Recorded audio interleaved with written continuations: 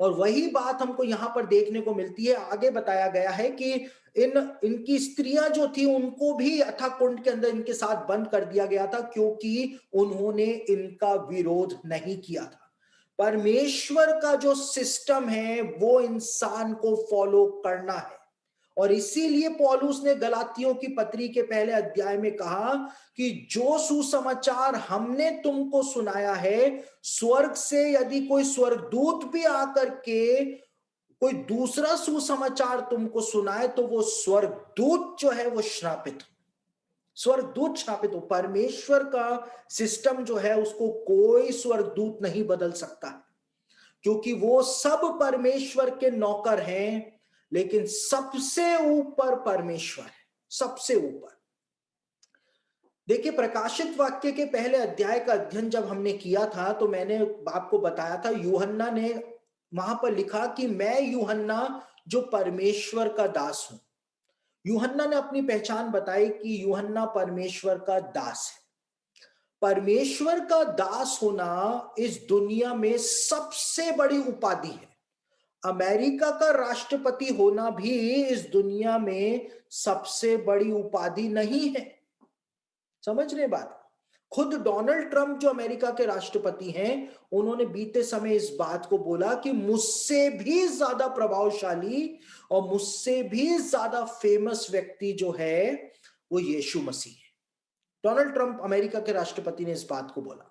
तो अमेरिका के राष्ट्रपति की पदवी जो है वो दुनिया में सबसे बड़ी मानी जाती है, लेकिन उस पदवी से भी बड़ी पदवी जो है वो है परमेश्वर के दास होना, परमेश्वर के सेवक होना। नौकर होना नहीं, हम नौकर नहीं हैं। हेलो, हम परमेश्वर के नौकर नहीं हैं। नौकर जो है वो पगार लेता है और वो बस अपना लिमिटेड काम करता है। सुबह आएगा, 8 बजे आएगा, 9 बजे, 10 बजे, 12 बजे तक अपना काम करके चला जाएगा। लेकिन दास जो होता है वो 24 घंटे का दास है, 24x7 वो दास है। वो अपने मालिक के साथ ही रहता है, वो मालिक की इच्छा ही पूरी करता है, मालिक का काम ही करता है, इसलिए वो दास है। हम परमेश्वर के दास हैं। कोई भी स्वर्गदूत परमेश्वर के सिस्टम को नहीं बदल सकता है, चाहे वो कितना ही बड़ा स्वर्गदूत क्यों ना हो, कितना ही। हम परमेश्वर के दास हैं, हम परमेश्वर से नीचे हैं। उसी प्रकार से स्वर्गदूत भी परमेश्वर से नीचे है, स्वर्गदूत भी नीचे है।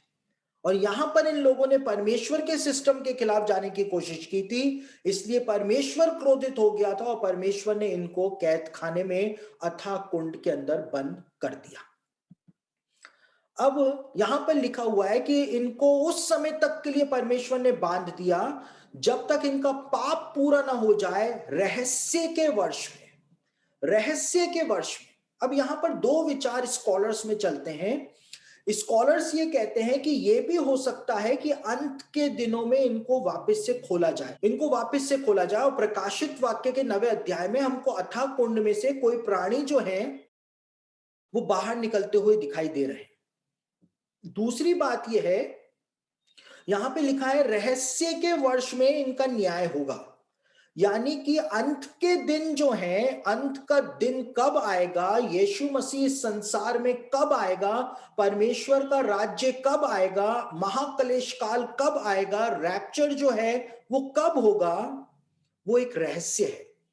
और अंत के जो वर्ष हैं वो रहस्य के वर्ष हैं, क्योंकि किसी को पता ही नहीं चलेगा कि कब अंत आ गया है।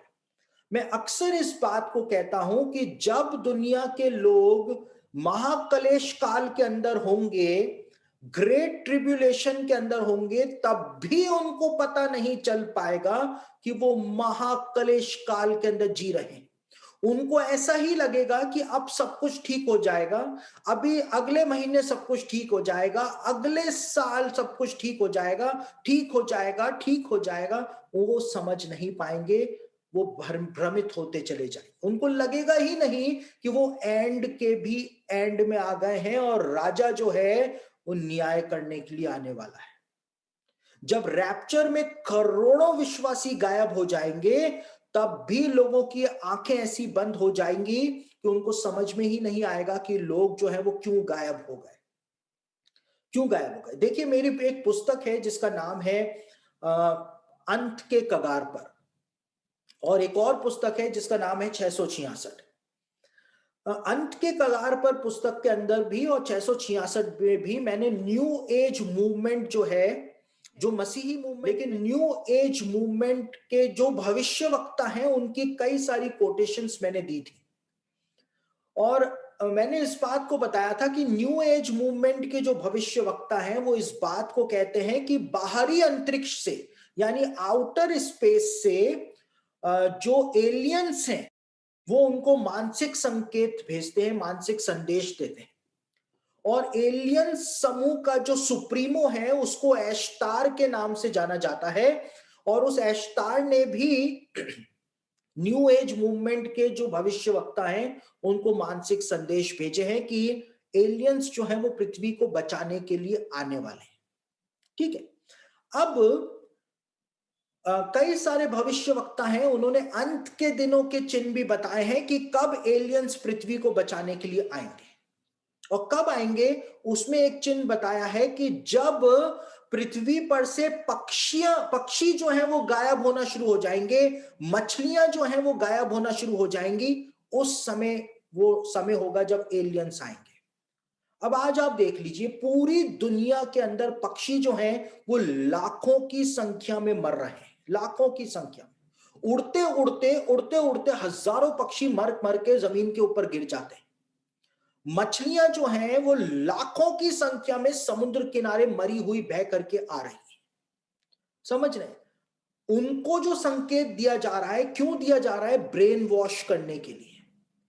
और उनको संकेत दिया जा रहा है, उनको संदेश दिया जा रहा है न्यू एज मूवमेंट वालों को कि वो समय आने वाला है जब करोड़ों लोग इस पृथ्वी पर से गायब कर दिए जाएंगे। देखिए, रैप्चर होगा, ये बात बाइबल 2000 सालों से बोलती हुई आ रही है। इन लोगों ने क्या बोलना शुरू कर दिया है कि करोड़ों लोग पृथ्वी पर से गायब कर दिए जाएंगे, और ये वो लोग होंगे जो इस पृथ्वी पर रहने लायक नहीं होंगे।